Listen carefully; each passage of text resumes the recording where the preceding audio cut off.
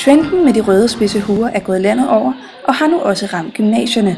Og mange undrer sig nu over, hvor denne trend stammer fra. Jeg så her sidste år på samme tid af året, så jeg nogen, der gik rundt med den, og så synes jeg bare, det skulle prøves. Og så har jeg faktisk bare gået med den lige siden den første. Og jeg ved ikke, jeg synes også bare, at den klæder de fleste, den klæder sig mig meget godt. Prøv at se. Salget af de pågældende huer er steget eksponentielt over den seneste tid, og modeeksperterne stimler spændte sammen om dette fænomen.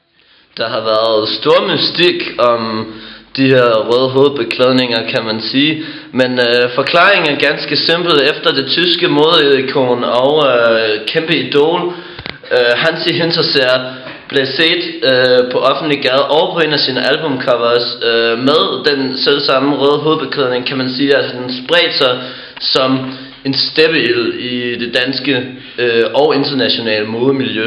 Altså farven rød har jo igennem tiden altid været blevet betragtet som en meget seksuel farve. Vi lever i en tid, hvor homoægteskaber er blevet lovliggjort i USA, og jeg tror helt bestemt, det er på tide med et lige så radikalt skift inden for modebranchen.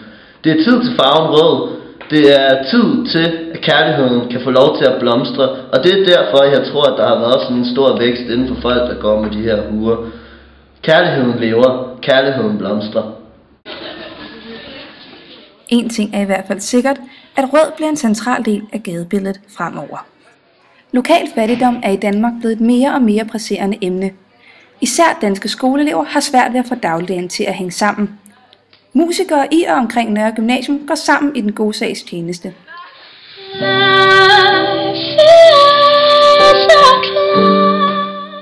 Særligt musiker, sanger og performer Christine Toft fra bandet Christine Toft har gjort sig bemærket inden for velgørenhed.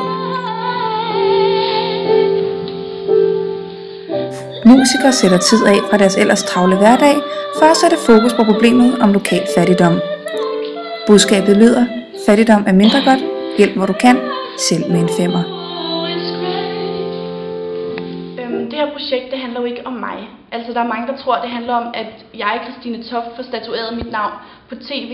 Men i virkeligheden, så handler det slet ikke om at få Christine Toft ud i verden, altså bandet Christine Toft. Det handler om, at man skal støtte en god sag.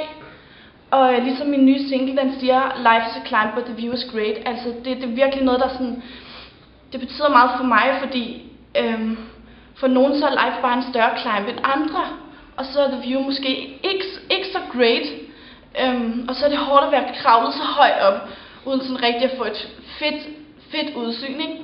Og så, ja, det er også derfor, jeg støtter den her sag med de fattige i mit lokale område, fordi så hvis de køber min single og sådan noget, så kan jeg få penge, og de kan få penge og sådan noget.